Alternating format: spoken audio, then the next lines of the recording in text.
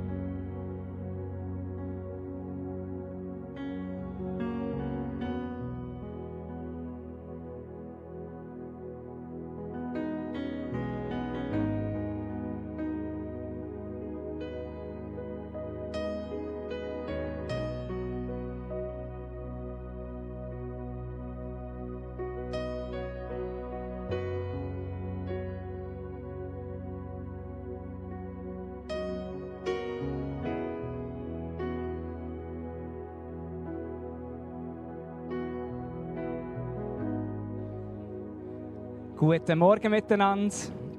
Schön, dass ihr da seid. Sehr gut. Wer weiss alles? Wahrscheinlich wisst ihr es jetzt mittlerweile alles. Das ist heute der erste Advent. Haben das alle auf dem Radar? Wer ist überrascht von dieser News? Niemand? Chris? Ah doch, ein paar. Sehr gut. Ein paar ehrliche. Sehr gut. Hey, schön, dass ihr da seid heute am Morgen, am ersten Advent, mit uns zusammen feiert. Ich habe gedacht, zum Start des Gottesdienstes, wir gehen nachher in Worship, wir haben Predigt, ganz viele schöne Sachen, um uns darauf freuen, zum zusammen Gott anbeten. Aber zum Start tun wir schnell mit den Leuten um uns herum ein bisschen austauschen. Wie es uns gerade so geht, wie die Weihnachtszeit so gestartet ist, für uns das Klassische, wie geht's? Gut, viel, aber gute Sachen. Und dann kann ich sagen, ja, wir auch, genau. So das klassische Gespräch. Oder ihr könnt eure Weihnachtswünsche miteinander teilen. Aber tauscht euch schnell aus, sagt schnell Hallo bei den Leuten um euch herum, gebt ihnen ein High-Five, eine Umarmung. Erzählt ein bisschen, was euch so beschäftigt im Moment.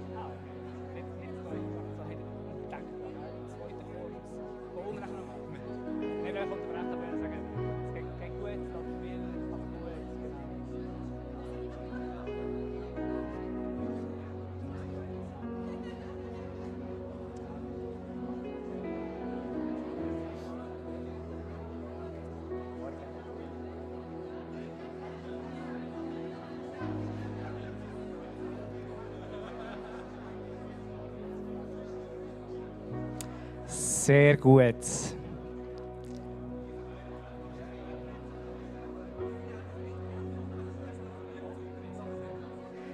Tipptopp. Hey, ihr habt nachher noch ganz viel Zeit, um noch mehr miteinander zu reden.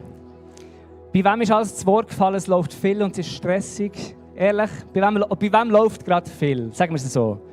Bei einigen sehr gut. Ich habe noch gute Nachrichten. Und zwar jeden Sonntagmorgen um 5:30 so ungefähr, starten wir mit einer kurzen Ankommenszeit, wo wir einfach 5 Minuten geben und es ist mehr oder weniger still da innen. Daran arbeiten wir noch, weil wir einfach so vor lauter Gemeinschaftsfreude sprudeln. Aber wir möchten da innen einfach einen Raum schaffen, wo jetzt gerade auch besonders in der Weihnachtszeit, vielleicht du schnell kannst da reinkommen, bewusst 10 Minuten früher aus dem Haus gehst, da rein kannst kommen, einen Kaffee kannst holen, gemütlich hersitzen und einfach nochmal schnell zu der Ruhe kommen. Und wir glauben, Kirche ist so wichtig und es ist so zentral, zusammenzukommen und die Weihnachtszeit zu feiern. Aber es soll nicht ein weiterer Stressfaktor sein, den du irgendwann erledigen musst und noch reinquetschen in deinen vollen Alltag, sondern einfach bewusst herkommen und dich darauf freuen, miteinander Gott anzubeten. Von dem her herzliche Einladung und falls es euch gar nicht zusagt, dürft ihr draussen noch johlen und erzählen und umarmen und umspringen und machen, was ihr wollt. Genau. Sehr gut. Ich würde sagen, jetzt stehen wir miteinander auf und gehen zusammen in Worship. Ich bete noch. Und natürlich, ich habe fast vergessen, willkommen zu heißen, alle im Livestream. Schön, dass ihr auch dabei seid. Und jetzt worshipen wir zusammen, hier vor Ort und online. Und Vater, ich danke dir, dass du bei jedem Einzelnen von uns bist. Jetzt hier bei uns in diesem Raum, deine Gegenwart ist da. Du bist bei dem, der uns zugeschaltet ist, der nicht da sein kann.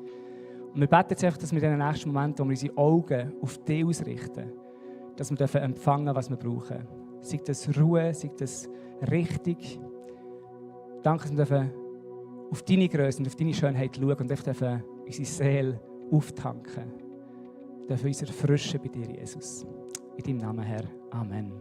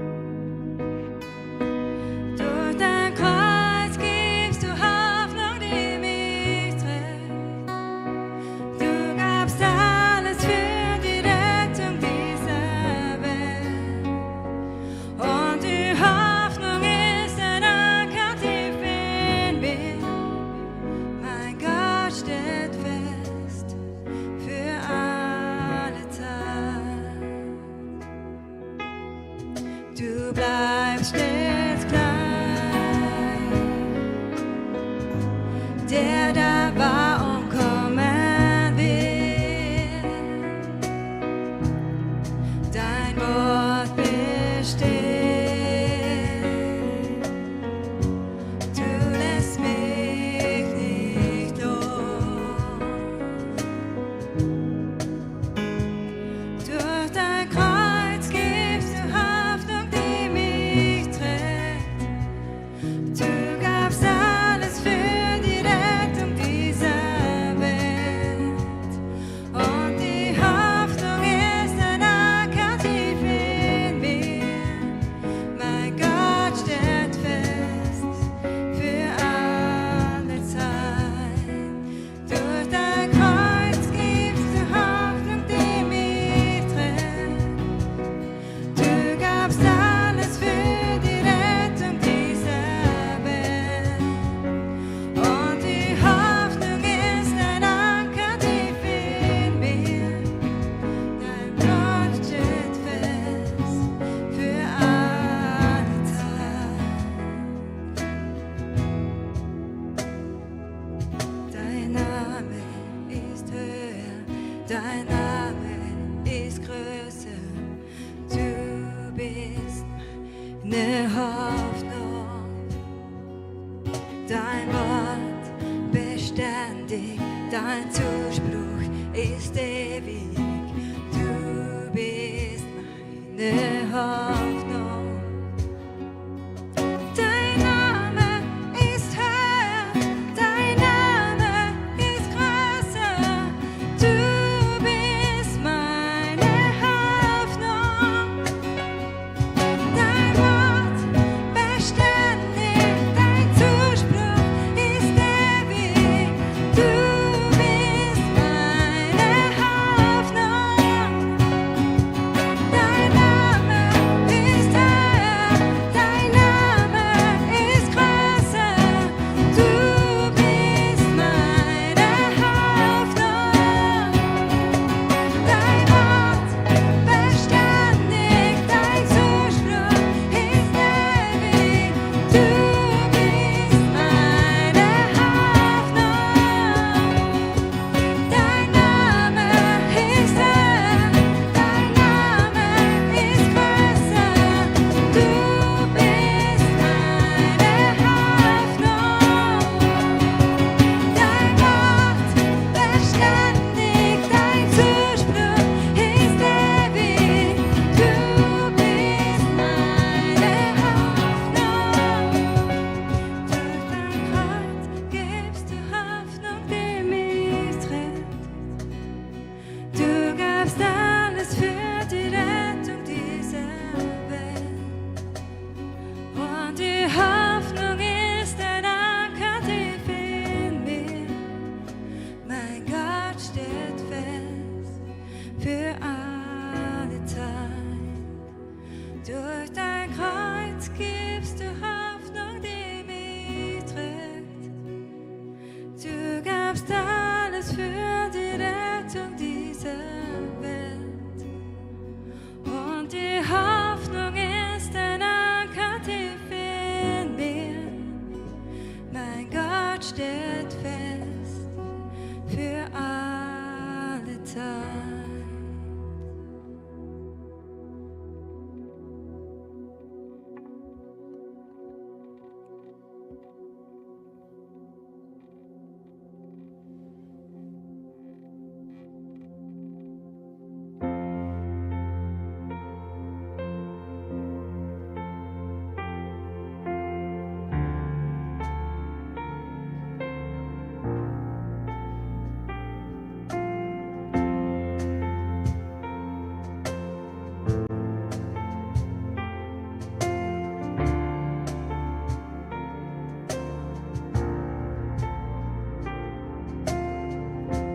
König Jesus, hoch erhoben überall, stark und mächtig, nichts kann gegen dich bestehen. Dich verehren wir, du dein Opfer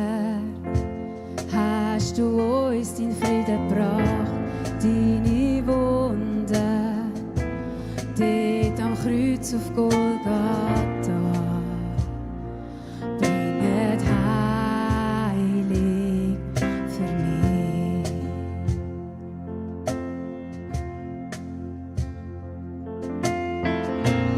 Alle jedem, wo ich war und wo wiederkommt, Jesus Frieden führt.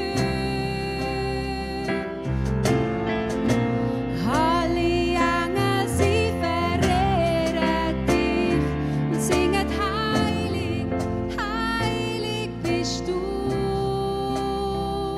Wir singen heilig, heilig bist du.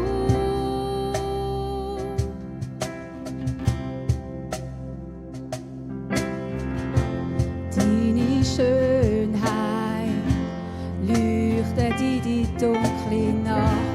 Du bist Hoffnung, wo wie einen neuen Tag erwacht. Und noch heller wird, da wo Tod ist nicht hoffnungslos für dich. Trockene Wüste wird durch dich zum Paradies. Du machst alles neu.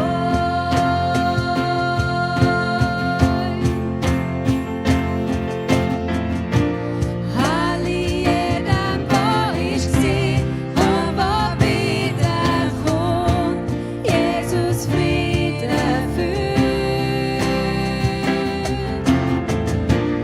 Alle Engel, sie verehren dich und singen heilig, heilig bist du.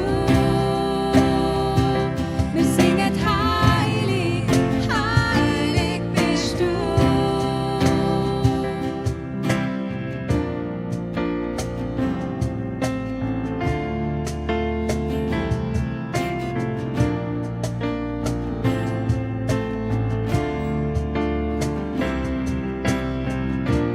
Wenn du alles siehst, wie im Himmel, so auch da sollst erhoben sein.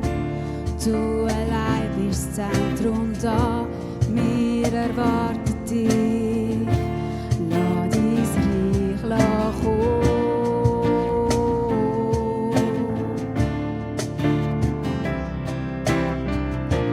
Nimm du alles ein, wie im Himmel, so auch da sollst erhoben sein.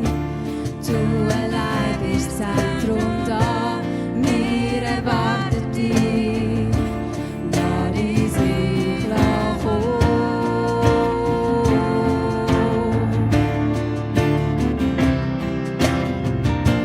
Nimm du alles ein, wie im Himmel, so auch da sollst erhoben sein.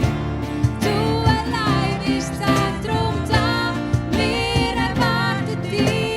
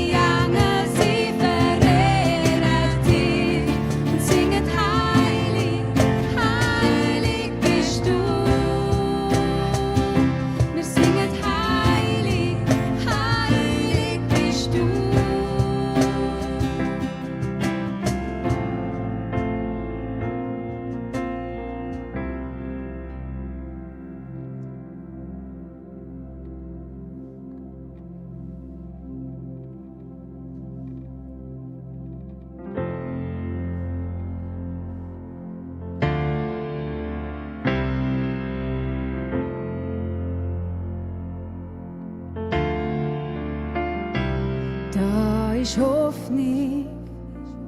Ein Gott, der uns durch all die Täler führt.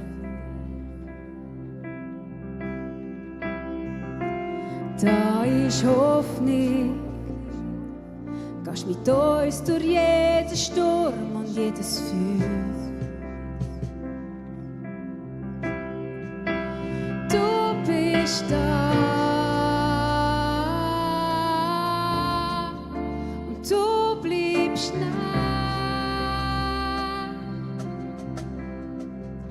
Du bist da und du bleibst nah.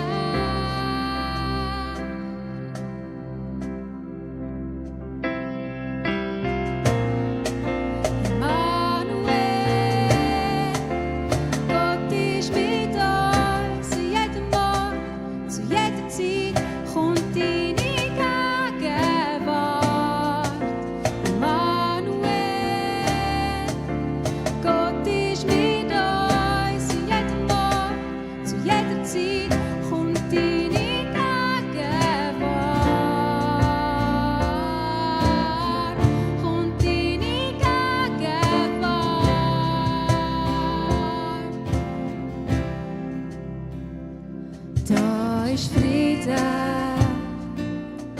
und greifbar ist in jeder Lebenslage.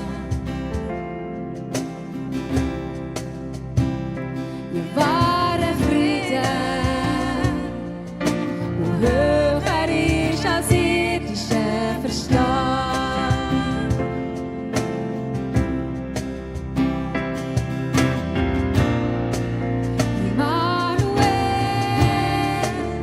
Gott ist mit uns, in jedem Ort, zu jeder Zeit kommt deine Gegenwart. Immanuel, Gott ist mit uns, in jedem Ort, zu jeder Zeit kommt deine Gegenwart. Immanuel, Gott ist mit uns, in jedem Ort. Zu jeder Zeit kommt deine Gegenwart. Immanuel,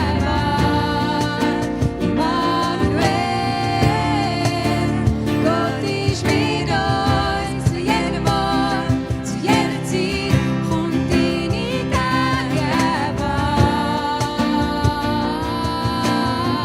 Kommt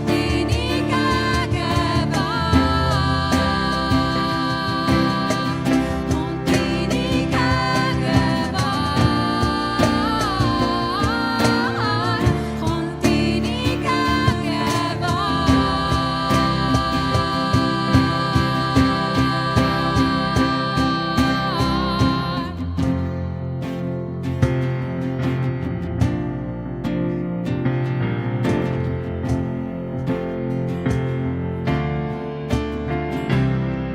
Kein Berg, kein Tal kann uns trennen von deiner Güte jeden Tag, jede Nacht.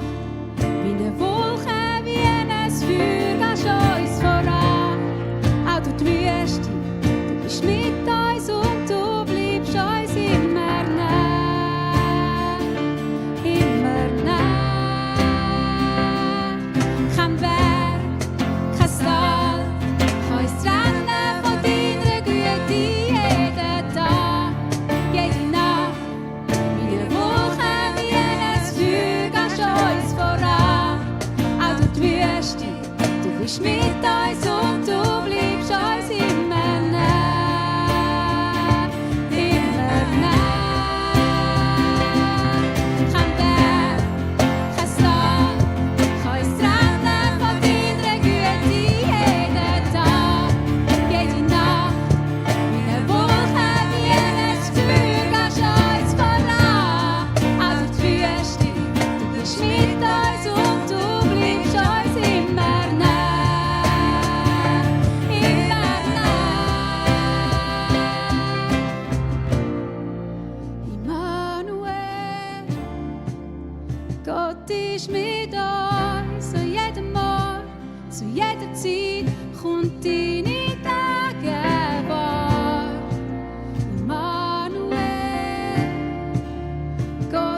ist mit uns, zu jedem Morgen, zu jeder Zeit kommt deine Gegenwart. Immanuel, Gott ist mit uns, zu jedem Morgen, zu jeder Zeit kommt deine Gegenwart. Immanuel, Gott ist mit uns, zu jedem Morgen, zu jeder Zeit kommt deine Gegenwart.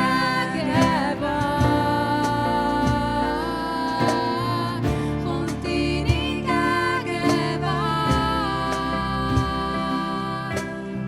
Kommt deine Gegenwart. Kommt deine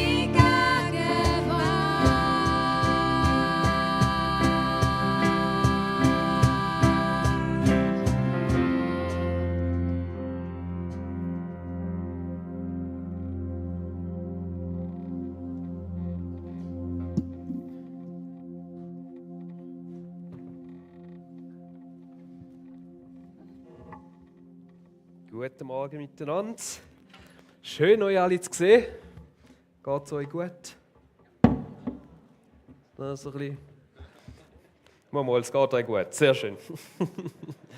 Blessed to be a blessing. Oder ich hoffe, ihr alle habt irgendwie auf eine Art und Weise schon mal einen Segen erfahren heute an diesem Morgen. Wir sind in einer Serie, oder, wo wir uns mit dem Thema Segen beschäftigen. Und in den ersten beiden Predigten haben wir uns so ein bisschen auf die Spuren gemacht vom Segen und angeschaut, was es denn überhaupt heisst, gesegnet zu sein und wie dass wir gesegnet sind. Und weil oft auch ein bisschen unterschiedliche Vorstellungen von dem, was Segen ist, in unseren Köpfen so ein bisschen drinnen festsitzen, fange ich an mit einer Zusammenfassung nochmal ganz kurz einfach auf die wichtigen Aspekte kurz eingehen, damit wir auch alle vom Gleichen ausgehen. Wir haben gesehen, dass Gott von Anfang an ein Gott ist, der segnen möchte und Segen gibt und dass schlussendlich die Quelle vom Segen er ist. Wir haben überlegt, wie wir Segen definieren können, und zwar als Gottes lebensbringende und zum Blühen bringende Kraft.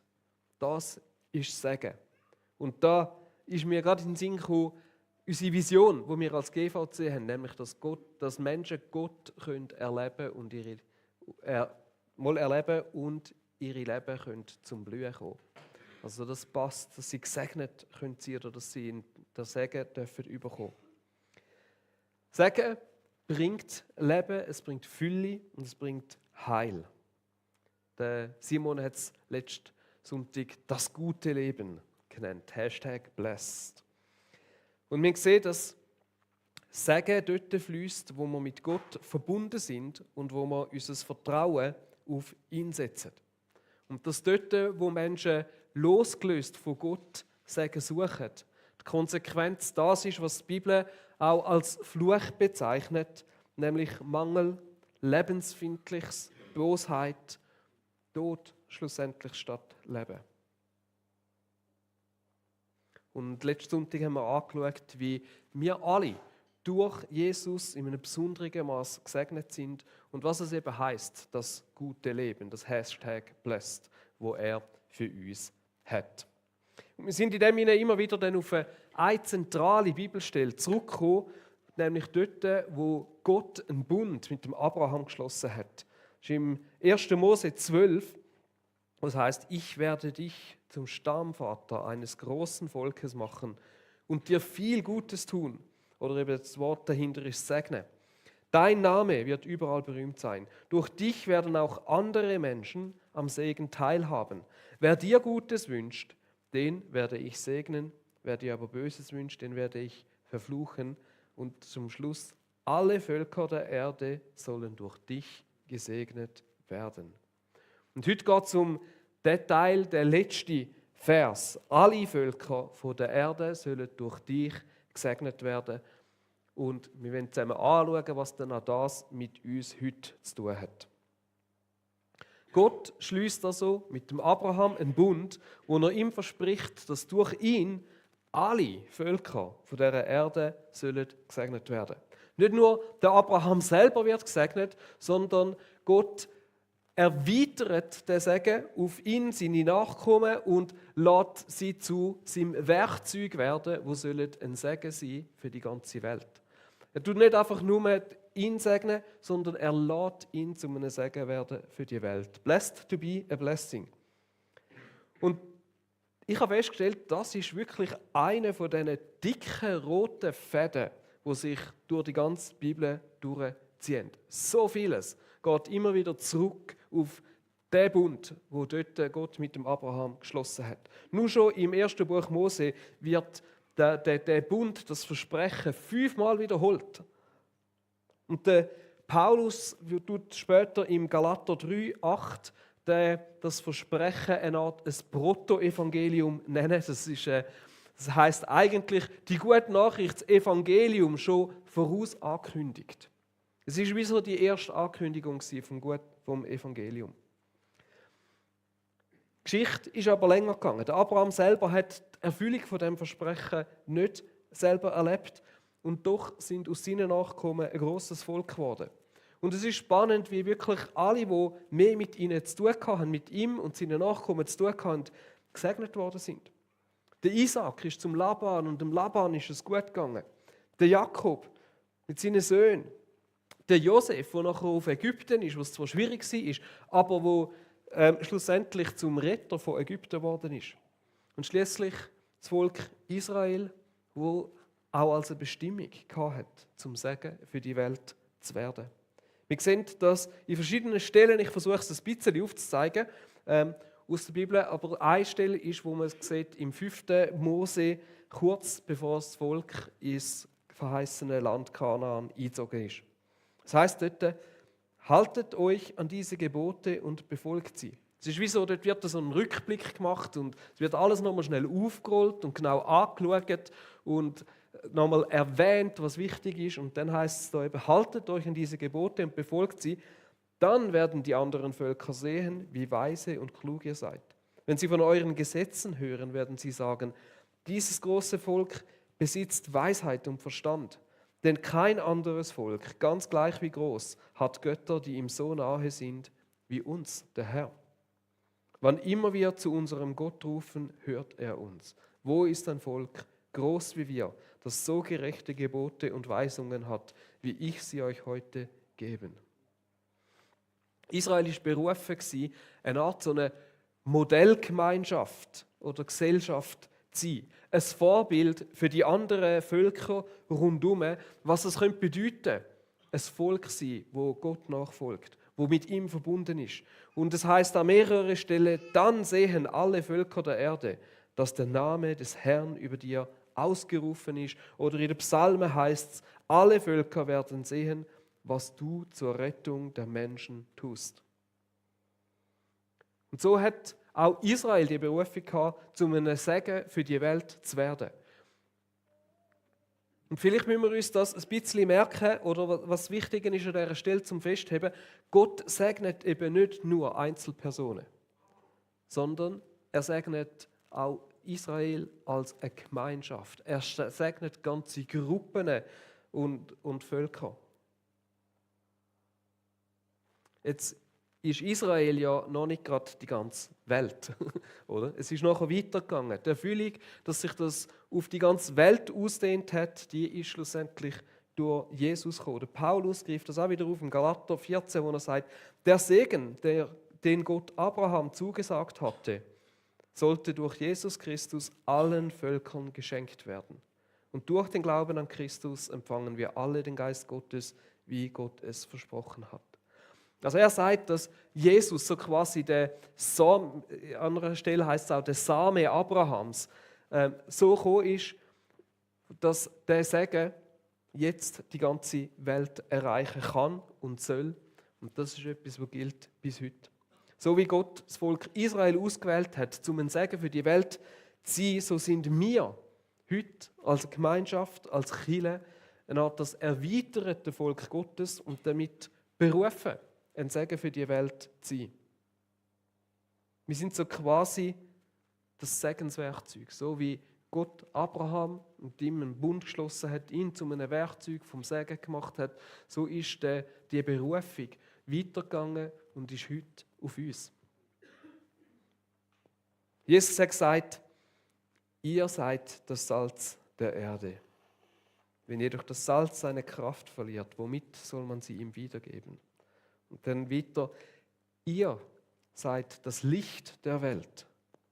Eine Stadt, die auf einem Berg liegt, kann nicht verborgen bleiben. So soll auch euer Licht vor den Menschen leuchten.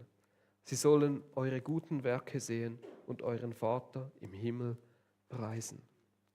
Das ist an der Stelle, wo unser Visionsbild darauf basiert, wo wir gesagt haben, wir möchten das Licht im Tal sein. Und in diesem Bild steckt mega viel. Ich tue es jetzt nicht erklären für die es nicht so kennen. Wir haben heute Nachmittag noch einen Visionsnachmittag. Ihr könnt dort vorbeikommen, dort wir das noch mal ein bisschen ausführen. Genau.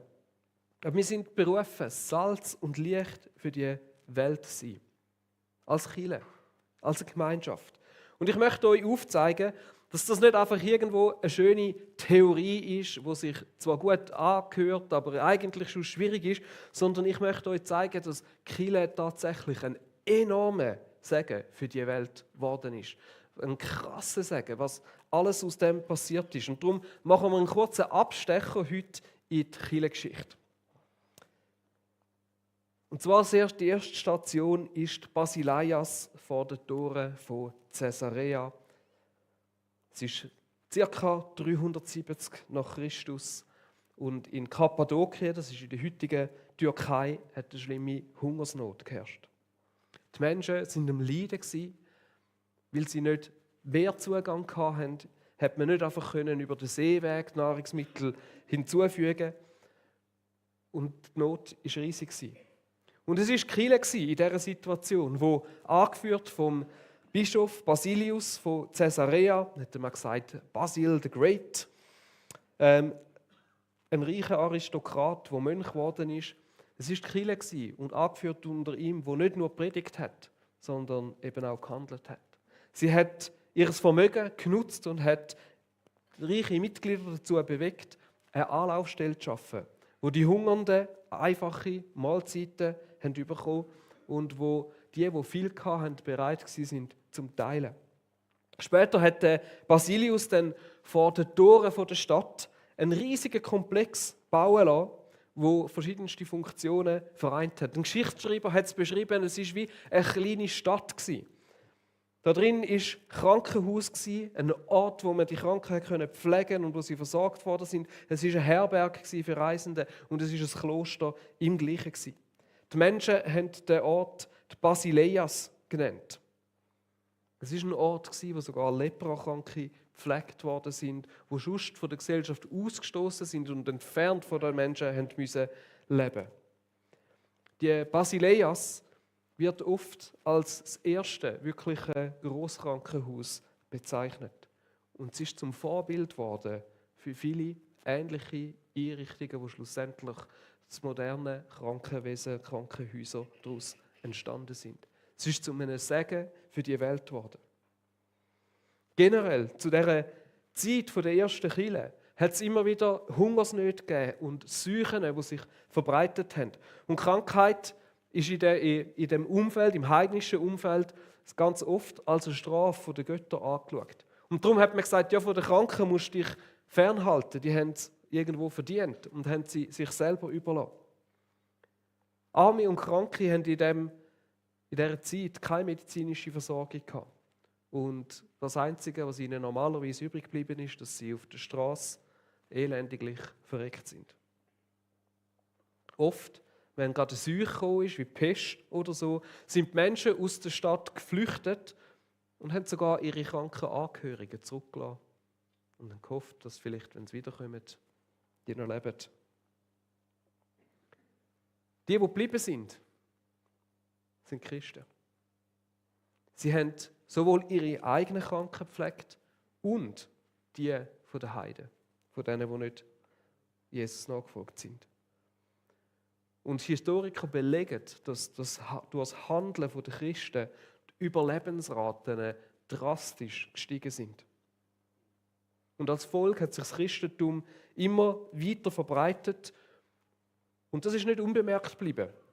Vom Kaiser Julian ist ein Brief an einen heidnischen Priester überliefert, wo es drinnen heißt, ich lese euch das vor: Warum bemerken wir nicht, dass es ihre Wohltätigkeit gegenüber Fremden, ihre Fürsorge für die Gräber der Toten und die vorgespielte Heiligkeit ihres Lebens sind, die am meisten zur Zunahme des christlichen Atheismus beigetragen haben? Sie haben dort das Christentum nicht als Glaube, sondern eben als Atheismus bezeichnet. Ich glaube, dass wir wirklich und wahrhaftig jede dieser Tugenden praktizieren sollten. Denn es ist eine Schande, dass wenn kein Jude jemals betteln muss und die gottlosen Galiläer nicht nur ihre eigenen Armen, sondern auch die unseren unterstützen, alle Menschen sehen, dass es unseren Leuten an Hilfe von uns mangelt. Also er hat gemerkt, hey, was die machen, das ist wichtig und das kommt gut an. Und ich glaube, wir sollten das auch machen, weil es ist ja eigentlich wirklich nicht cool, wenn alle merken, dass wir eigentlich unsere Armen und Kranken im Stich lassen, während die Christen sich um sie kümmern. Nicht nur um ihre eigenen Armen und Kranken, sondern auch die von uns. Und so war es die Kirche, wo die Grossmacht Rom dazu gebracht hat, sich anzufangen, um Arme, Fremde und Kranke zu kümmern. Und sie ist zum Ursprung vom heutigen Sozial- und Gesundheitswesen geworden. Was für ein Segen für die ganze Welt. Und das ist bei weitem noch nicht die einzige Art und Weise, wie Kirche zum Segen für die Welt geworden ist. Im Gegenteil, ein Großteil von unseren westlichen Errungenschaften und Werten sind zurückzuführen auf die Kirche und auf die Lehre von Jesus. Es ist zum Beispiel auch die Kirche, die sich Kind angenommen hat, das zum Sterben ausgesetzt worden ist. Etwas Entsetzliches, was in der damaligen Zeit aber völlig normal war, dass man Kind, wenn man es nicht versorgen oder nicht wollte oder sie irgendwo nicht ganz gesund waren, einfach irgendwo in den Kanal geschmissen hat und zum Sterben hinterlassen hat. Es sind Dutzende, Hunderte Kinder in so Kanälen gefunden worden oder Überreste von so Kindern. Es war die Kirche, aus der das Recht auf Bildung entstanden hat und wo Wissen weitergezogen hat und wo verantwortlich ist für die Gründung von Universitäten, wo vieles von der Verschriftlichung von vielen Sprachen, jetzt nicht unbedingt hier in Europa, aber weltweit, verantwortet, weil Missionare dort an sind und angefangen haben, eine Verschriftlichung von diesen lokalen Sprachen zu machen, damit man die Bibel in die jeweilige Sprache übersetzen und damit sie gelesen werden. Die Menschenrechte basieren in vielem auf Vorarbeiten, die in den Kirchenrechten der damaligen Zeit geleistet worden sind und natürlich schlussendlich zurückgehend auf die Bibel. Es ist unheimlich spannend, wie viel in unserer heutigen Zeit und in unserer heutigen Gesellschaft zurückzuführen ist auf die Kirche. Es gibt spannende Bücher darüber. Ich habe mich ein bisschen drin vertieft für die Predigt und kann euch schon 2 Empfehlungen geben, wenn es euch interessiert. Da ist so viel, was rum ist, was zurückzuführen ist auf die Kirche. Wo die Kirche zum Segen für die Welt geworden ist. Natürlich kann und darf man nicht verschweigen, dass die Kirche vielleicht auch bei einigen von diesen Aspekten eine widersprüchliche Rolle hatte. Teilweise vielleicht auch der verhindernde Faktor für Sachen war, die ein Segen für die Welt hätten sollen werden. Und vielleicht kann man es so zusammenfassen. Die Kirche war immer dann ein Segen gewesen, wenn sie ihrem Gründer, Jesus, ähnlich gesehen hat. Und sie ist dann zum Fluch geworden, wenn sie Macht über das Dienen gestellt hat. Und das gilt bis heute. Und es ist so einfach zum Anschauen. Überall dort, wo die Kirche der Versuchung von Macht erleidet, dort siehst du, wie sie zum Fluch für Menschen wird. Und dort, wo sie auf Jesus fokussiert ist, wird sie zum Segen.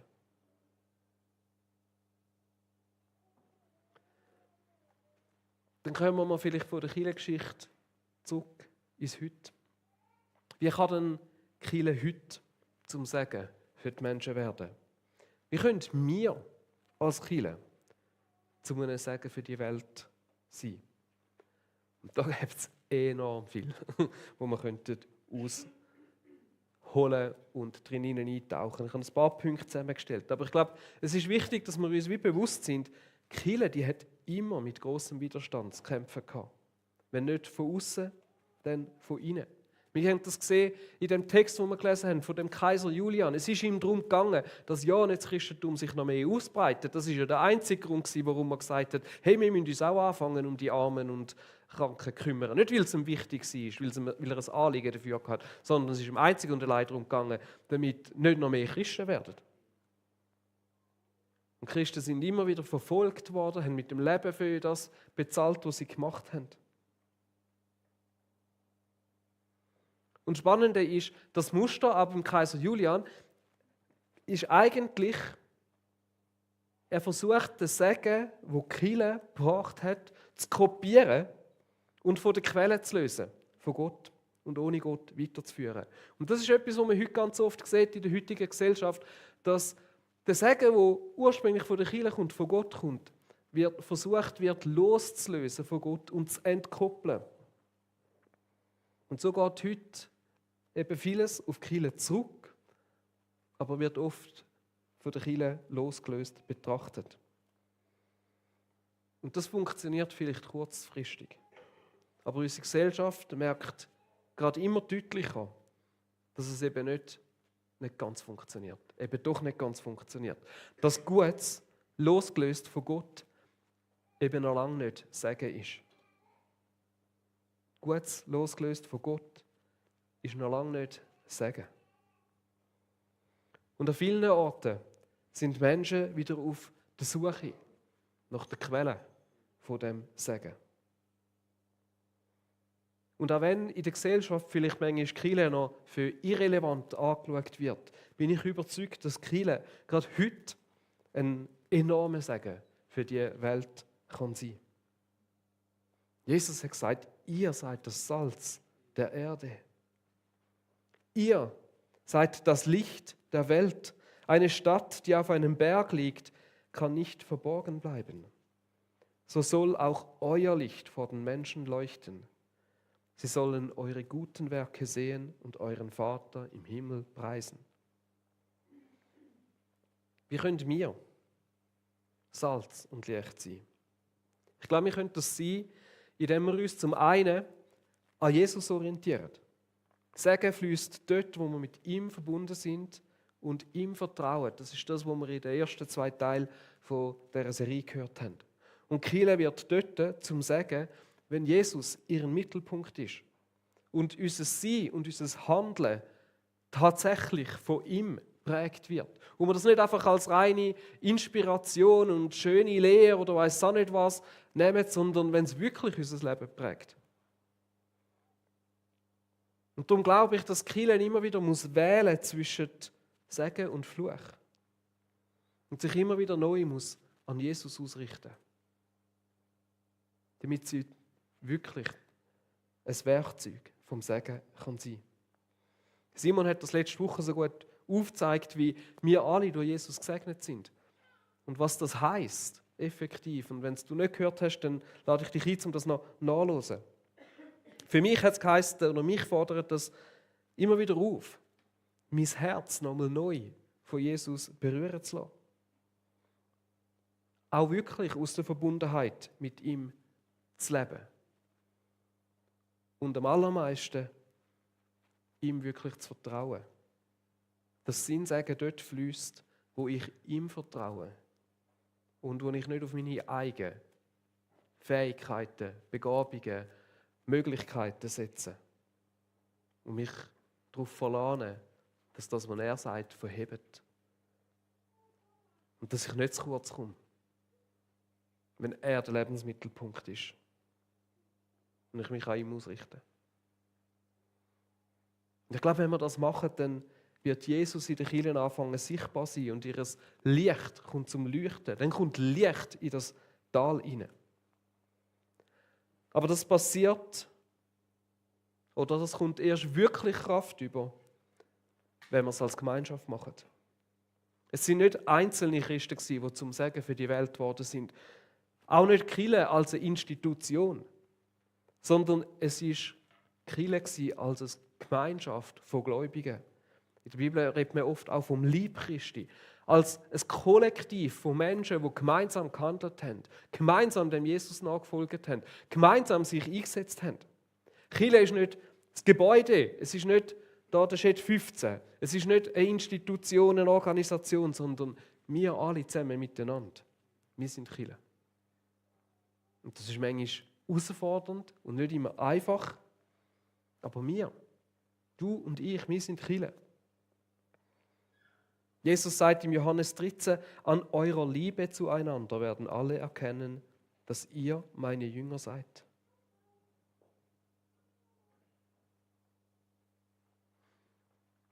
Und ich glaube, dass wir so eine Gemeinschaft sein können, die miteinander am gleichen Strick zieht, die miteinander unterwegs ist, wo die Liebe dominiert, braucht es, wenn wir uns von ganzem Herzen einen Teil davon machen.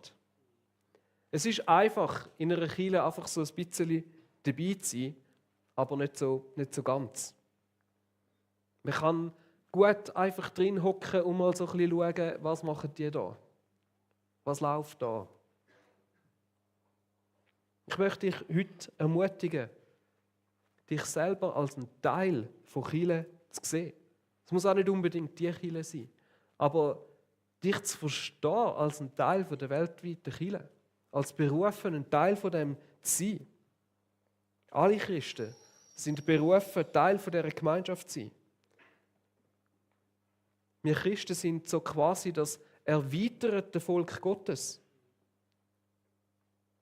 Und manchmal ist es schwierig oder nicht so einfach, sich damit zu identifizieren.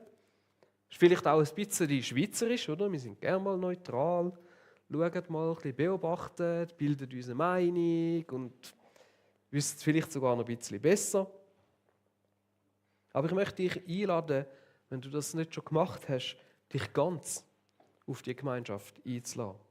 Nicht nur am Rand zu stehen und zuzuschauen, sondern dich hineinzugeben. Das macht auch verletzlich. Es wird vielleicht etwas kosten. Aber ein Herz haben für Kirche, das Anliegen haben, dass Kirche wirklich ein Segen sein kann für die Menschen.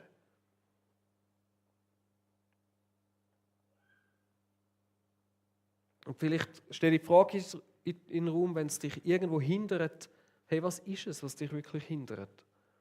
Und gibt es vielleicht eine Möglichkeit, dass du das überwinden kannst? Vielleicht mit jemandem darüber beten. Wir haben heute ein Gebetsteam da, das es liebt, für dich zu beten. Und ich hoffe so fest, dass du Kirche auch als einen Segen erlebst für dein Leben. Für dein eigenes, vielleicht für das von deinen Kindern. Es ist Gottes Segen, der durch uns, in unserem Miteinander, auch weitergegeben werden möchte. Und ein weiterer Aspekt von dem ist, dass das passiert, wenn wir einander und der Welt dienen und so zu Zeugen werden, zu Gefäßen, die den Segen weitergeben. Das passiert bei uns in der Kirche auf mega vielfältige Art und Weise, indem wir mithelfen und dienen. Den Kids dienen. Mithelfen, dass sie Jesus kennenlernen und Freundschaften pflegen können, dass sie auf eine gute Art und Weise mit guten Werten aufwachsen können. Einander hier im Gottesdienst dienen. Durch das Gebet, durch Worship, durch Essen, Seelsorge oder auch das Hope and Care und so weiter. Das passiert aber auch darüber hinaus durch zum Beispiel unsere Missionspartnerschaften, die wir unterstützen. Wo wir eine Möglichkeit haben, sogar global zu einem Segen werden.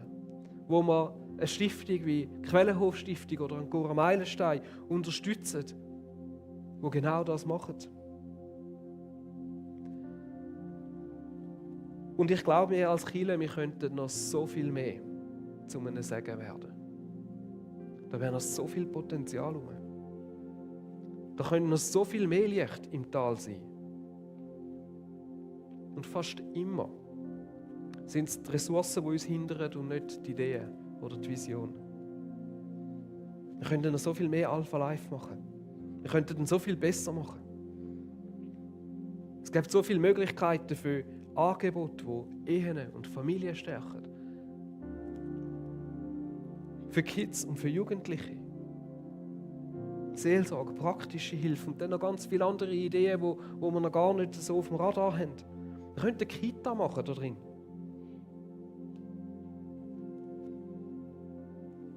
Und ich möchte dich begeistern dafür, dich auch mit deinen Ressourcen, mit deinen Möglichkeiten einzubringen, dich zu engagieren. Und ja, ich weiss, das kostet damals etwas. Das heisst, irgendwo auch ein Opfer zu bringen. Zum Beispiel haben wir jeden Sonntag ein Team, das in der Küche ist, um zu kochen, während wir da drin Gottesdienst haben. Und wo nicht direkt am Gottesdienst teilnehmen kann. Aber was für ein Segen sind sie für uns alle, oder? Genauso, ja. Genauso auch die Leiter, die sich bei den Kids oder bei den Teens investieren oder die sonst irgendwo im Gottesdienst mithelfen und im Einsatz sind. Ich habe mich gefragt, oder die Story von denen, die die Basileia bauen haben und dort das erste Krankenhaus, das wir uns heute erzählen und wo uns begeistert, so zu wissen, hey, wow, das ist aus der Kirche entstanden. Und ich habe mich gefragt, wie hat sich das für dich angefühlt in diesem Moment?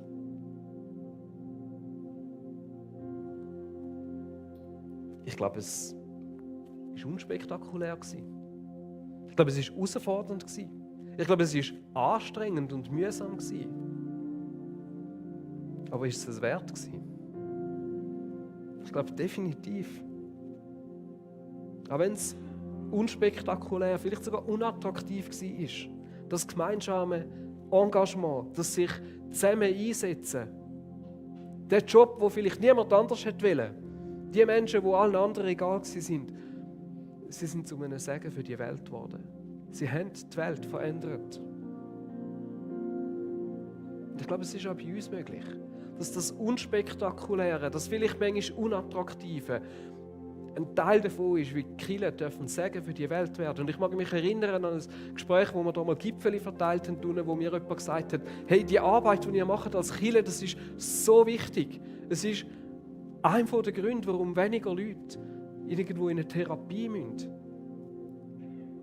Warum Menschen gesünder sind. Warum Menschen weniger Einsamkeit erleben. Und so viel mehr. Jesus sagt, so soll auch euer Licht vor den Menschen leuchten.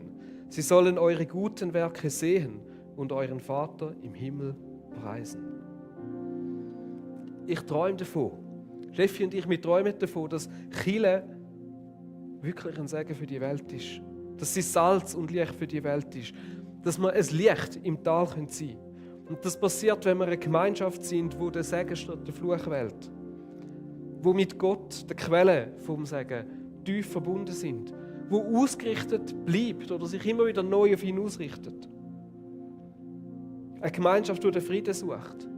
Und die eine Kultur prägt, wo Vergebung nicht nur möglich ist, sondern fester Bestandteil. Wo Beziehungen lebt, wo das Wohl vom anderen im Sinn haben und nicht nur auf den eigenen Gewinn schauen. Wo auch die Armen und Schwachen wertvoll sind.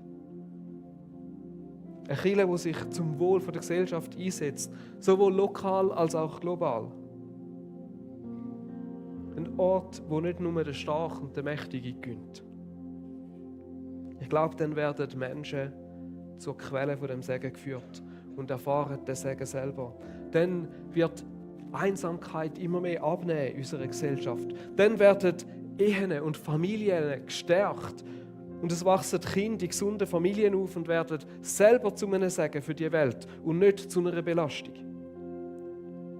Dann ist da ein Ort, wo Menschen Liebe, Würde und Heilung erfahren. Dann ist GVC Zürich-Oberland ein Segen für die Welt. Blessed to be a blessing. Amen. Lade euch ein zum Aufstehen. Also ihr dürft auch wieder absitzen, wenn ihr etwas prozessieren oder so. Aber Vater im Himmel, ich bete, dass wir ein Ort sein dürfen, wo wirklich ein Licht im Tal ist.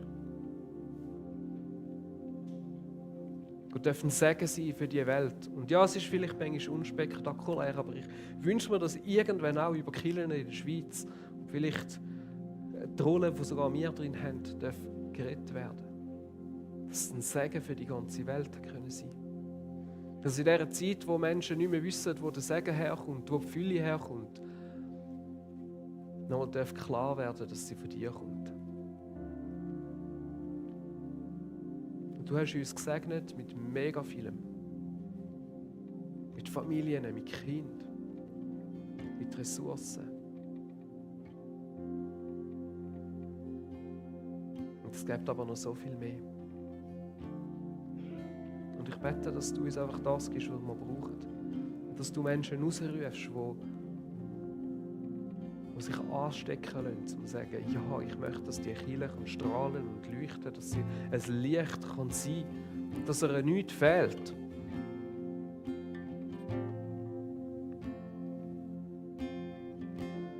Danke für all das, was du schon tun hast durch die Kirche und was du noch wirst tun. Amen. Wir gehen nochmal in Worship und Sie sind herzlich eingeladen, wenn ihr ein Gebetsanliegen habt, etwas möchtet mit Gott festmachen, um zu unserem Gebetsteam zu gehen. Oder auch, wenn ihr für euch persönlich möchtet das Abendmahl nehmen, dann gibt es da die Möglichkeit, nur da rein. Genau. Yes. Sonst gehen wir jetzt einfach nochmal in Worship und loben den Gott.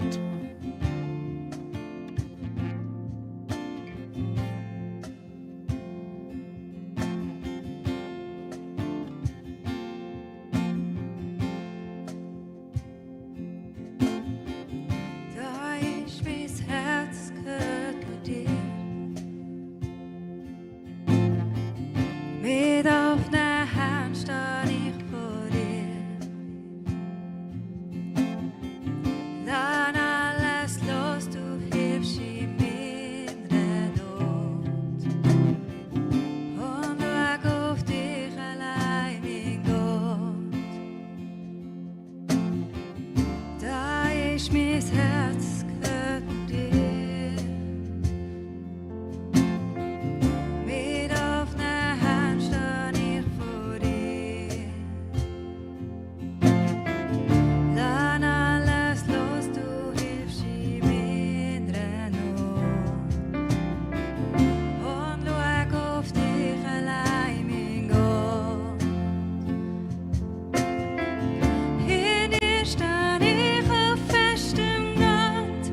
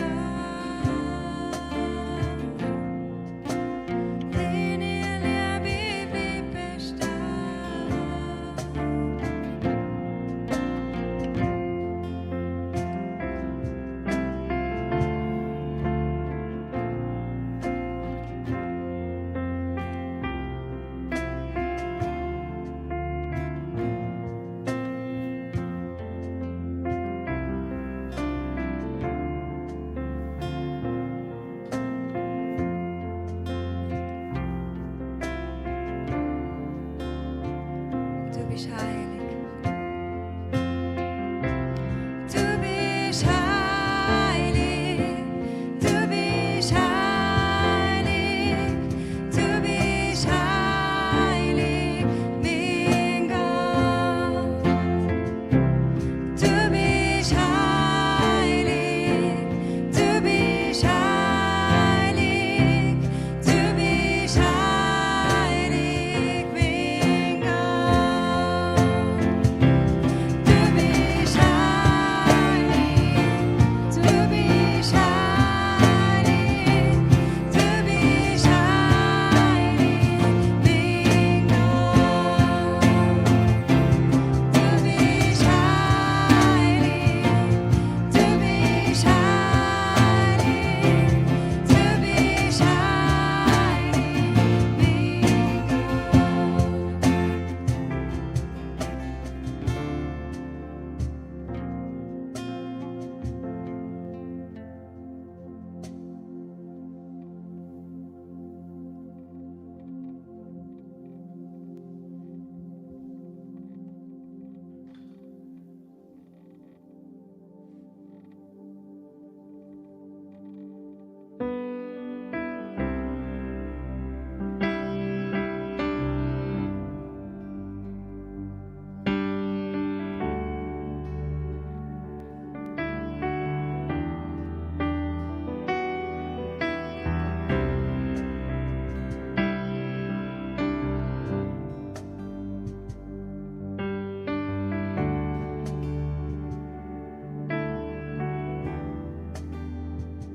You are here, moving in our midst. I worship you, I worship you. You are here, working in this place. I worship you, I worship you. You are here, moving in our midst. I worship you, I worship you. You are here, working in this place. I worship you, I worship you.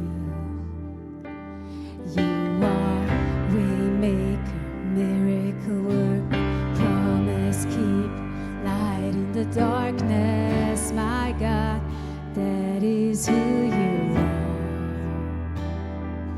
You are waymaker, miracle worker, promise keep, light in the darkness, my God, that is who you are. You are here, touching every heart. I worship you, I worship you.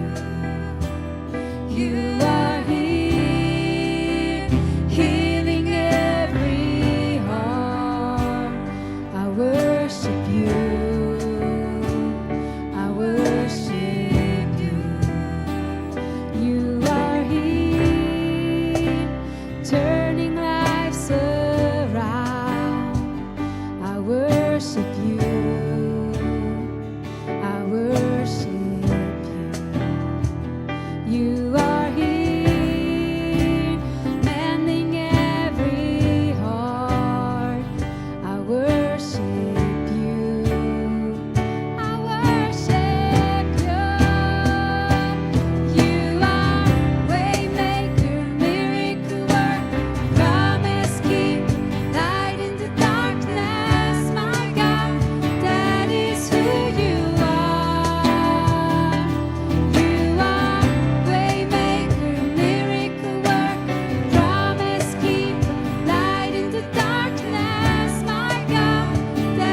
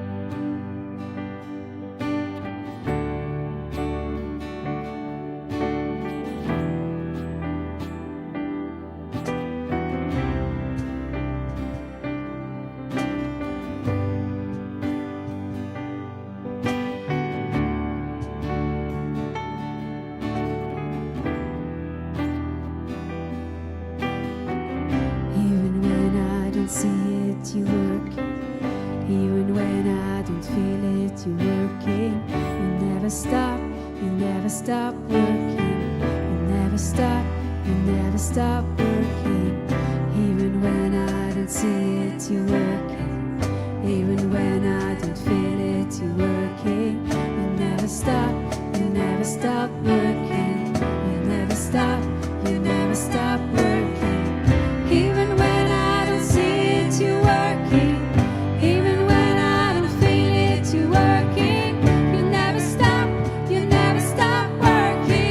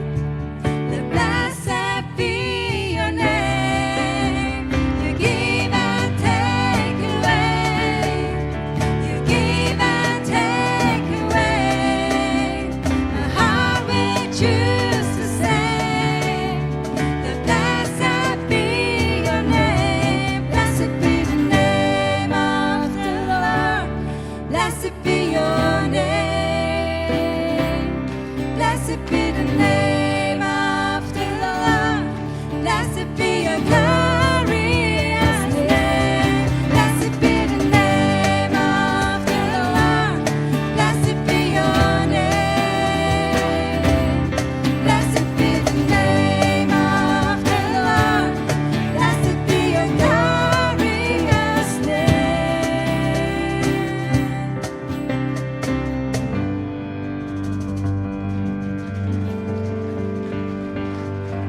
Amen. Sehr gut. Hey, blessed to be a blessing. Danke für die Predigt, Joni. Wie wir als Gemeinschaft, wie wir als Kirche zusammen können sagen sein. Und eine ganz praktische Art und Weise ist Agape Indienhilfe. So, jetzt habe ich es richtig. Agape Indienhilfe. Vielleicht habt ihr es beim Reinkommen schon gesehen. Hat es so einen Tisch im Foyer. Wir müssen dann nachher noch schnell dort vorbeigehen. Und der Jakob, kommt doch schnell vor, Jakob. Wir geben Jakob einen grossen Applaus. Stellvertretend für das ganze Team. Du wirst uns ein bisschen über Agape Indienhilfe erzählen, aber du hast auch noch etwas anderes mit uns zu erzählen. Den Eindruck, den du hast im Worship oder in der Predigt. Ja, genau, das ist zuerst, als ich etwas noch loswerden will, als ich von gefragt habe und Erlaubnis bekommen habe. Während dem Lobpreis ist einfach mir gekommen, dass ich mindestens jemandem da rein muss sagen, Gott ist für dich und nicht gegen dich. Gott ist für dich. Gott ist für dich. Das will ich einfach loswerden und sagen zu dir, Gott ist für dich. Gut, jetzt ist gerade so ein harter, was soll ich sagen, Einstieg. Also übrigens, Joni, zuerst danke vielmals, dass wir das präsentieren dürfen, aber danke auch vielmals für die Einleitung. Weil, als ich das gehört habe, was du gesagt hast, so für die frühe Gemeinde, hat es mich schon ein bisschen erinnert, was unsere Freunde und Partner da teilweise in Indien leben.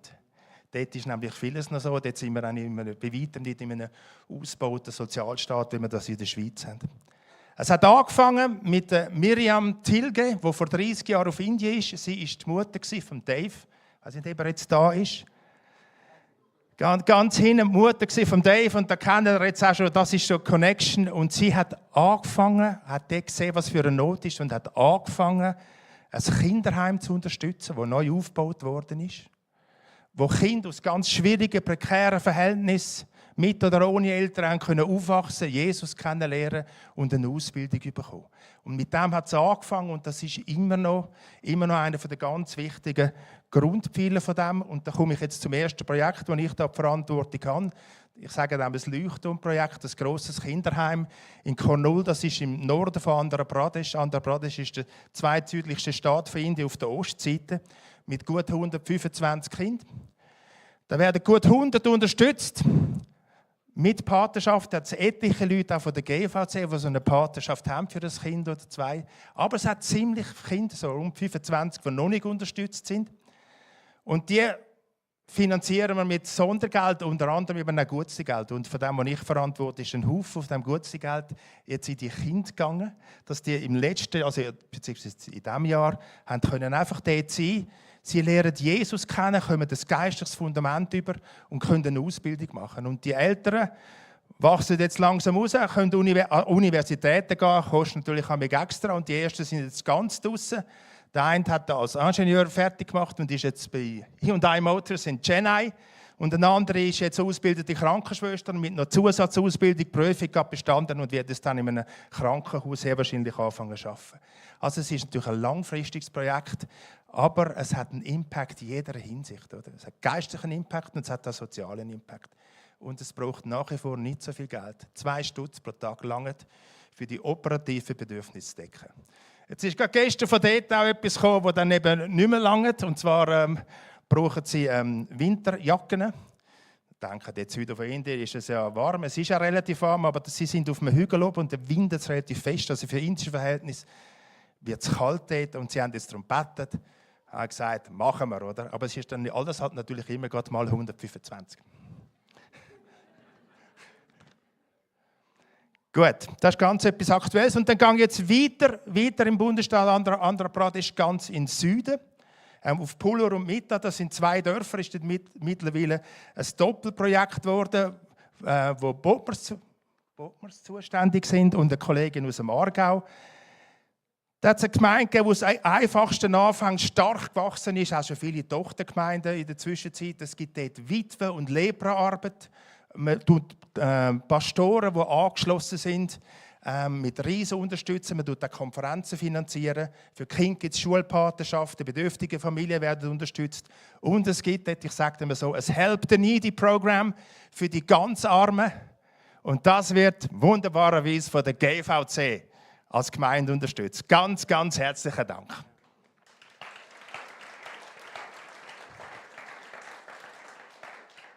Gutzlis gehen eben an die Witwen, gehen an die Gypsies, das sind so eine Art Zigeuner. Die Snakecatcher sind auch, die leben unter einfachsten Verhältnissen, die haben früher Schlangen gefangen. Irgendwann mit dem ist wirklich der Pampas raus, kann man sagen, oder? Und sind am untersten Ende der Skala und denen wird geholfen. Das ist schon das jetzt ganz im Süden und jetzt komme ich noch ganz im Norden von einem kleinen Dorf zu einer Megacity, nämlich zu Delhi und ihrem Umland. Grundsätzlich können wir sagen, wir arbeiten mit christlichen Gemeinden als Partner zusammen, überall. Und sie machen ja die Arbeit. Sie tragen die Vision, wir helfen ihnen einfach dort, wo wir können. Das Werk im Norden gibt es seit Jahrzehnten. Es sind über 100 angeschlossene Gemeinden, seit Jahrzehnten eine Bibelschule, wo wir auch Leute haben hier drin, die Bibelschüler, die offline sind, also vor Ort sind, unterstützen. Werden dort noch nicht alle unterstützt, aber für einen Teil können wir helfen mit grossen Visionen. 1000 ausgebildete Leiter für Nordindien bis 2028. So denken die Leute. Das ist auch ein riesiges Land. Auch das wird mit Patenschaft unterstützt. Daneben gibt es auch noch Schulhilfe und Familienhilfe, auch mit Patenschaften. Und eigene Schulen betreiben es auch. Und jetzt gutes Geld, wohin geht das? Dort im Norden geht es einerseits in Nothilfe. In Delhi kann es jetzt also wirklich kalt werden im Winter. Da gehen sie vor der Weihnachten der Straßen an. Da hat es ja Hunderte, Tausende von Leuten, die an der Straße oder in Slums wohnen, die Behelfssiedlungen, die kommen etwas zu essen über, die kommen auch Decken über. So Sachen werden finanziert. Hilfe zur Selbsthilfe ist ein grosses Thema im Norden. Sei das mit Geissen, sei das Nähmaschinenkurs und Nähmaschinen oder Tailoringkurs und Nähmaschinen. Dort haben wir einmal wieder Leute, die das ganz spezifisch unterstützen und dann kommen die Leute einen Geiss über oder zwei, wie eine Witwe jetzt hier im Norden. Mann gestorben, sie ist allein da, weiss nicht weiter, kommt 2 Geissen über. Sie hat wenigstens etwas zum Starten und hat wieder ein Einkommen, oder? Auch dort gibt es ein Feed the Needy Programm, das unterstützen wir aus allgemeinen Mitteln und aus gutem Geld. Das funktioniert dort ähnlicher. Das Evangelisieren im Norden ist einfach heikler. Es gibt diverseste Bundesstaaten, die wirklich rabiate Gesetze gegen das Evangelisieren verhängt haben. Sie dürfen eigentlich dort nicht mehr. Sie sagen damit einfach, ja, die Leute kommen zu uns und bitten um Gebet. Und dann geht es wieder. Aber was so ein Verbot kann bedeuten, es wäre weh, wenn es nächsten Sonntag heissen du, der Joni, wenn es dumm geht, sehen wir den in 20 Jahren wieder. Er ist nämlich am Ostermärz verwünscht worden, wenn er evangelisiert hat. Und jetzt drohen ihm 20 Jahre Gefängnis. Also so, das sind die Verhältnisse, oder? Wie es so teilweise in gewissen Bundesstaaten in Indien ist.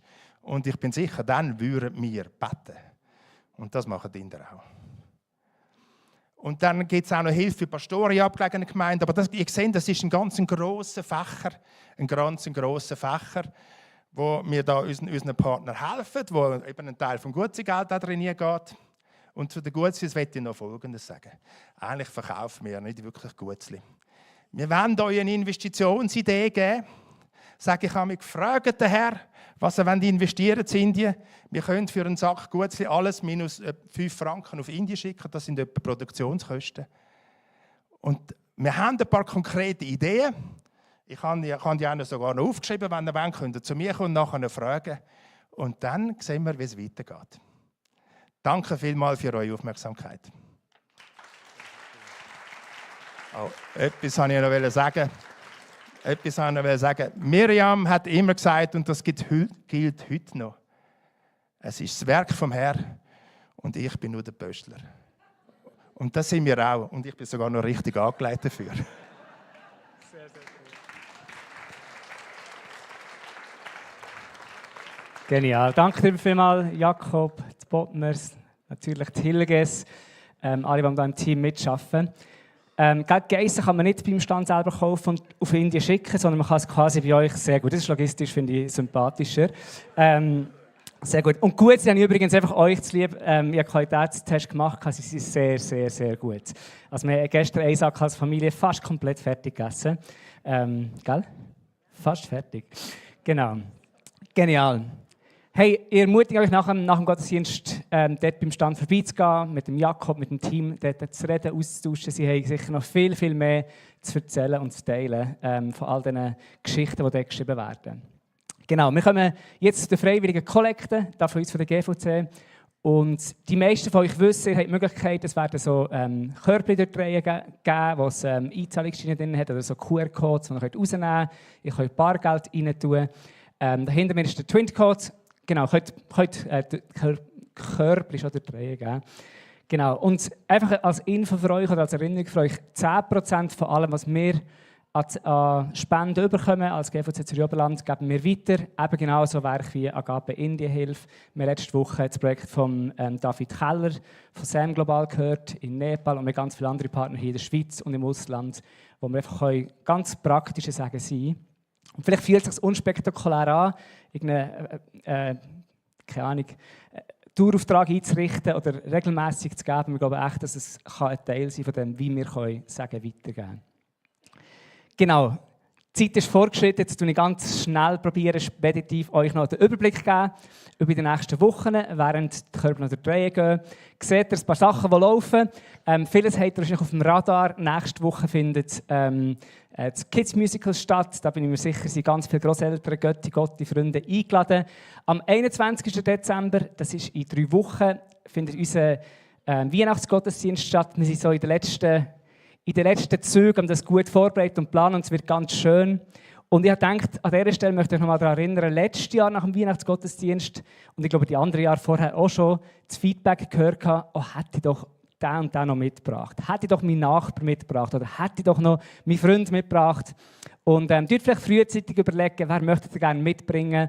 Ich glaube, dass es wirklich ein schöner Moment ist, zum zusammen als GVC-Family, aber auch mit unseren Freunden und Familien, die Weihnachten zu feiern. Genau, und dann etwas, was ihr drauf seht, ist heute, nach dem Gottesdienst läuft noch einiges in der Kirche weiter. Und zwar da innen werden die Hauptproben stattfinden von den Kids. Das Musical wird da zum ersten Mal durchgeprobt werden. Im ersten Raum, im ersten Kids-Raum, im Mini-Raum, findet der Visionsnachmittag statt. Die Joni hat es schon gesagt, wo der Joni und wenn die Steffi vielleicht auch noch reinschaut, werden unsere Church ein bisschen vorstellen, erzählen, wer wir sind, was unsere Werte sind, wie die Geschichte ist von der GVC. Und falls du neu oder neuer bist und es interessiert, bist du ganz herzlich eingeladen, dazu zu kommen. Du darfst spontan dazukommen. Es haben sich ein paar angemeldet, aber du darfst auch noch spontan einfach dazukommen. Das findet dann anschliessend etwa so am 1 ungefähr im ersten Raum im Kindergang statt. Das erste Raum links, genau. Wenn du es nicht findest, dann gehst du zum Joni und hängst dich ihm an. Genau. Sehr gut. Ich muss überlegen, ja. Also, ich lade euch ganz herzlich ein, nächste Woche zurückzukommen. Wir haben nächste Woche das Musical. Ich lade euch ein, da zu bleiben, zusammen etwas zu essen. Ich lade euch ein, wenn ihr Fragen habt, mehr möchtet wissen, zum Next Steps Desk zu gehen. Das ist da hinten rechts oder links von euch aus gesehen, vor dem Ausgang. Wenn ihr irgendwelche Fragen habt zu der Church, dürft ihr gerne auf das Team dort dazukommen. Und jetzt würde ich sagen, lasst uns noch zusammen aufstehen als letztes Mal. Ich würde gerne für uns beten und uns segnen. Vater im Himmel, wir danken dir, dass wir Teil von dem Segensfluss sein dürfen. Wir danken, dass du uns segnest, dass du uns ausrüstest, dass du uns unser Leben füllst mit Sachen, die wir brauchen, um in die Welt rauszubringen. Dass wir das Salz und das Licht sein in dieser Welt. Danke dir für all die Christen, all die Gemeinden, all die Werke, die sich jetzt das Wochenende am Versammeln sind. Und wir beten, dass du sie segnest, da wo sie sind. Und für uns möchte ich für diese Woche einfach ein Segen vorlesen und beten, dass uns dieser Tag heute Sabbatruhe bringen möge. Dass unsere Herzen und unsere Daheime gefüllt werden mit dieser Ruhe. Ich bete, dass dein Ebenbild, Gott, in uns wiederhergestellt wird und unser Bild von dir aufgefrischt wird. Wir beten, dass die Anziehungskraft der materiellen Dinge abnimmt und die Entschleunigung der Zeit zunimmt. Wir beten, dass mit Grösse mögen haben, unsere Begrenztheit zu umarmen und umarmt werden von deiner unbegrenzten Grösse. Möge dein Wort uns stärken und dein Geist uns führen in die neue Woche und alles Neue, was vor uns steht. In deinem Namen Jesus. Amen. Amen. Hey, ich wünsche euch super Sonntag, Mittag und Nachmittag. Das Essen ist parat, die Kinder sind parat, Alpha Life, Musical-Probe, Visionsnachmittag, Paris, das sind parat.